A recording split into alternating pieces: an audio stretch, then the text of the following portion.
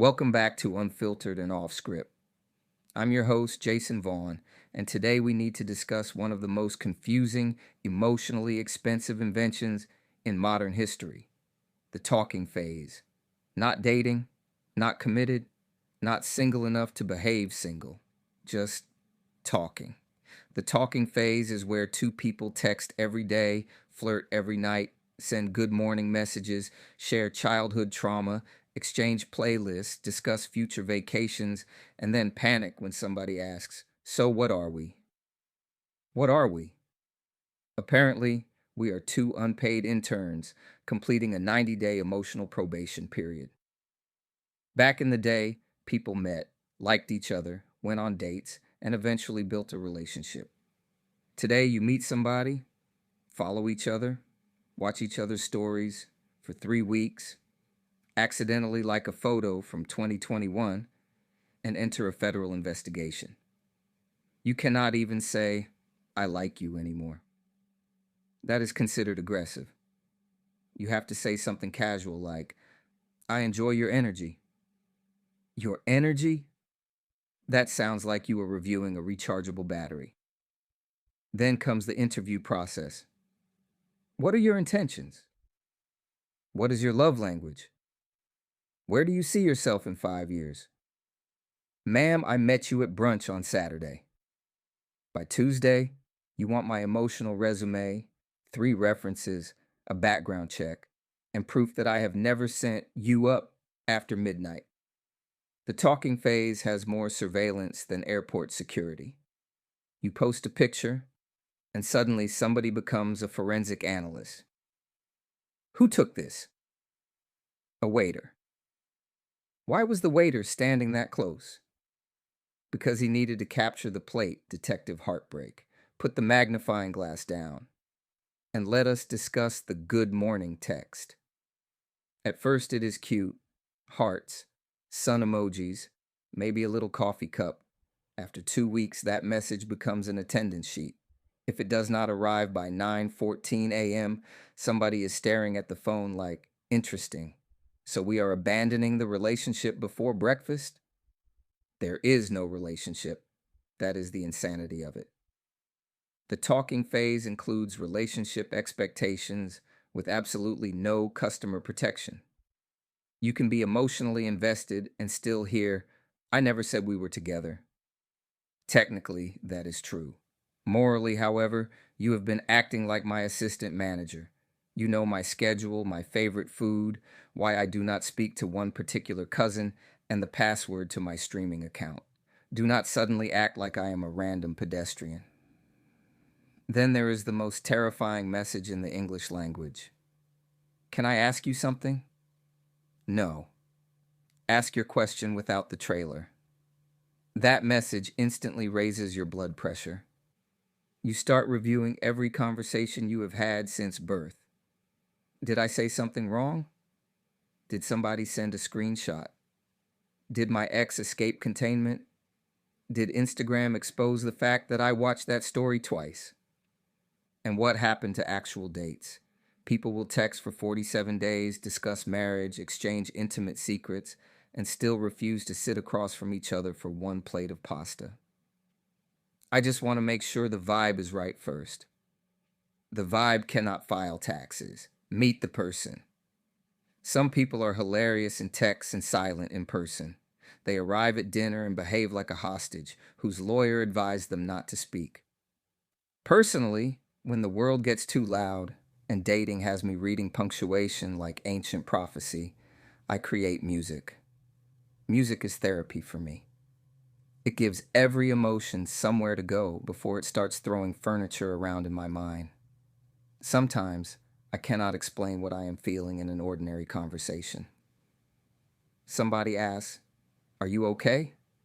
And I say, "Yeah, I'm good."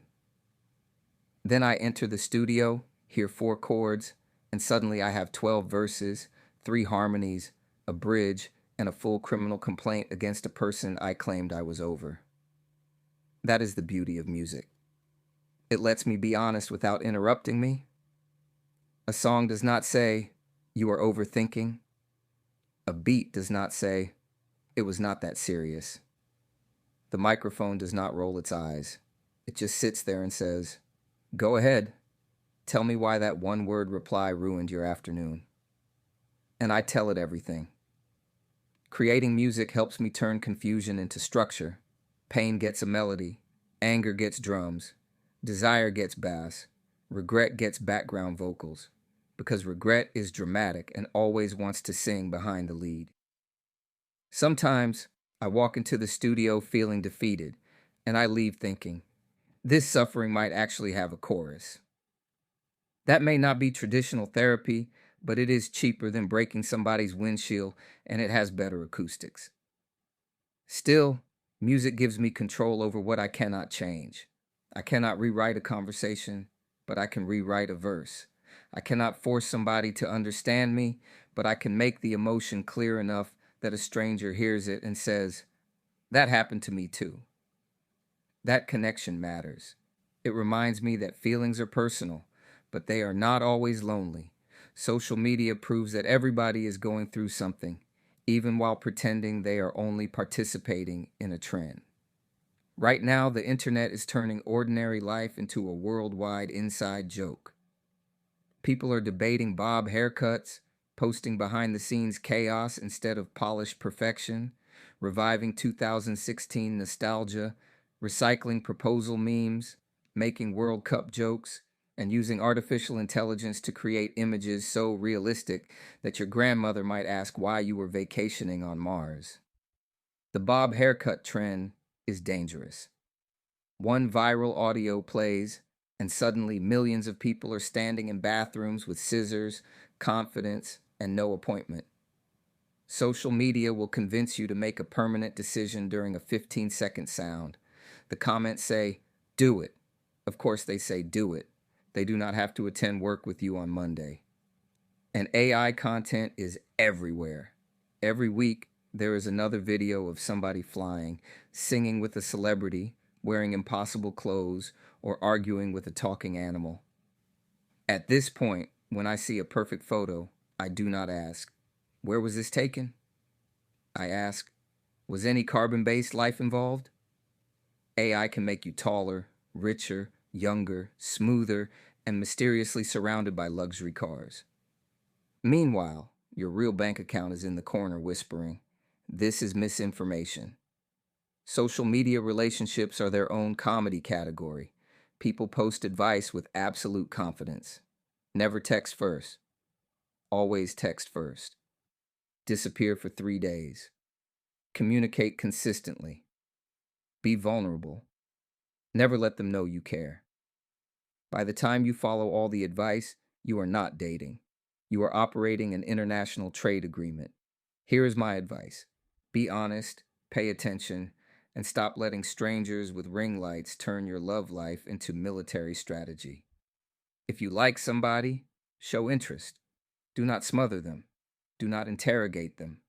Do not build a secret future after 3 conversations. But do not pretend you are emotionally unavailable just because the internet decided caring is embarrassing. Caring is not embarrassing. Begging for crumbs is embarrassing. There is a difference. The talking phase should be about discovering compatibility, not performing indifference.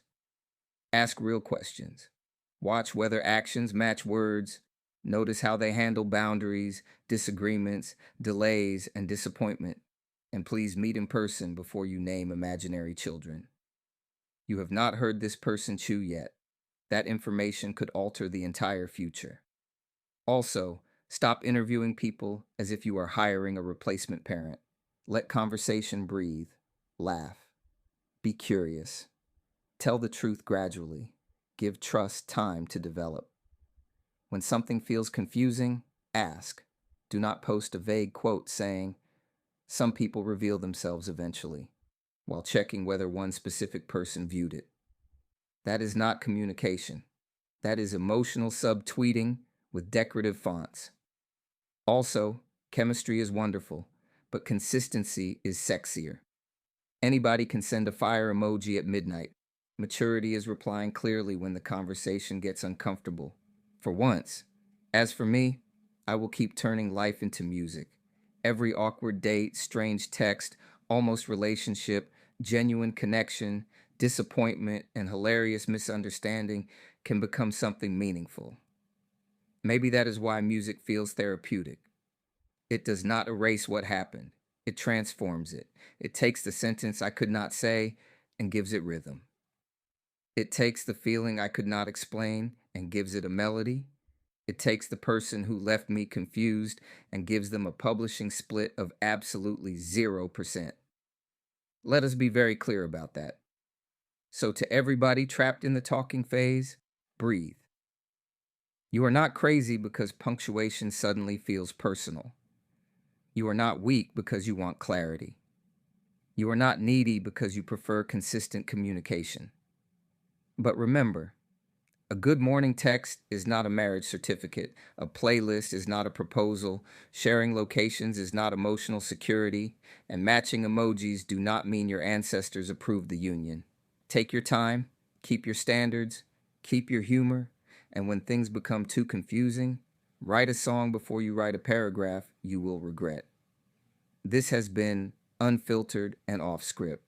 I'm Jason Vaughn, reminding you that love should not require detective training. Social media is not licensed to run your relationship, and sometimes the healthiest response to, "I'm not looking for anything serious," is not another question. It is a beat, a microphone, and a chorus so catchy they accidentally hear the truth in public. Until next time, communicate clearly, date responsibly, create fearlessly, and please stop sending, "Can I ask you something?" Just ask the question.